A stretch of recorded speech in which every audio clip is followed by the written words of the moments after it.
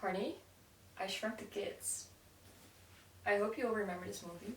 When I was a child, I really liked it. It's about a man that is an inventor and he's too busy inventing to really take care of his children. But then when his wife leaves to take care of her sick mother, he is in charge of the house and of the children. And it doesn't go very great. Another one of those movies is The Pacifier. It's with Vin Diesel, who is not only extremely muscular, he's also a spy. And his target needs a nanny. So that is what he'll be. And it's not his second nature, I can tell you. So these movies are all comedies. Of course, we find them funny. But why do we find them funny? We find them funny because they are ridiculous to us. But why? Because they are men depicted in women's roles. Are we right to find this strange? Well, we have stereotypes to thank for this fact. Because stereotypes are a simplification of an image of a certain group. In this case, of men. We needed stereotypes because, well, the world is quite complex, and in order to comprehend it, we have to simplify it sometimes. But sometimes things are oversimplified. So in the case of gender stereotypes, we have stereotypes about men being muscular, agentic, assertive, not too emotional, and mainly, they're the breadwinner in most households. Regarding women, women are more communal and soft and emotional, and social, and we expect them to be more of the caretakers at home. The ones that clean, the ones that care for the children.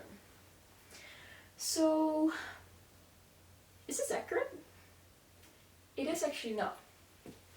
How do we know that? Well, quite an extensive body of research is already present on this. I can tell you of one study in which women were invited to a lab experiment with a parallel parking simulation. I think you all know about the stereotype of, compared to men, women not being great car drivers, let alone parallel parkers. However, when you tell a woman that in general women are quite good at parallel parking, this whole gender difference disappears. Isn't that strange? So we tend to think that men and women are very different. However, we have found that the differences between women and other women and men and other men are actually bigger than the differences between men and women. So instead of their distributions being so far apart, they overlap more. Well, alright, so we have found that there are certain things we expect from men and women and that they're not really based on something that's accurate. Is that really that bad? Yeah, it is. Why is that? Well, think of the stereotype about men having to be strong and non-emotional. From very young, men are always discouraged to show their emotions. They don't really talk about it, and this makes them more eager. This makes them more prone to mental illness, and because they weren't sure about this, they're taught not to. Things get really bad sometimes. But of course you also know about women not getting many executive functions because we are not seen as natural leaders, which is also not right. Something else, when men actually get a child, they generally don't get parental leave. Well, they also have gotten a child. And when women reach the baby having age, they don't really get hired as much as before or after.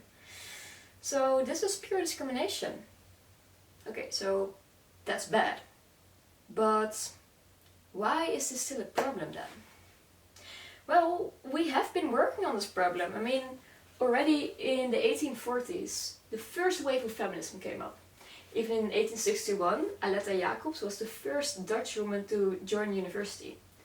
But may I remind you that the first university was founded in 800 before Christ.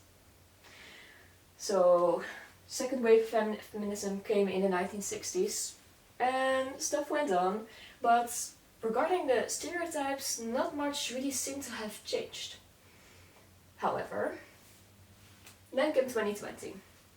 In 2020 we were all very much surprised by the coronavirus, COVID-19. COVID-19 has made us do things very differently, as you all have experienced. Many people work from home, some people have crucial occupations, meaning that they have to go to work. Men and women in a heterosexual relationship are mainly at home together while having to work. They have to divide care and paid work and other tasks, possibly quite different. So, what happens if task division changes at home?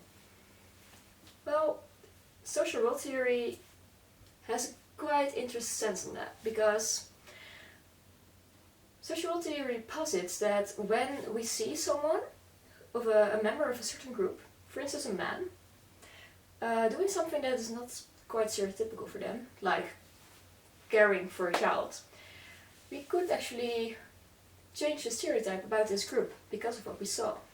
Now imagine now that all of us at the same time have changed our task divisions to a maybe more equal way.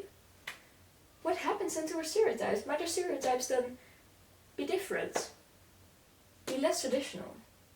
And if that's actually the case, might task divisions actually stay more equal? Might there be more female executives? Might there be actual male nannies? Maybe less shrunken kids? I'm Dominique, this was my TED Talk. Thank you for listening.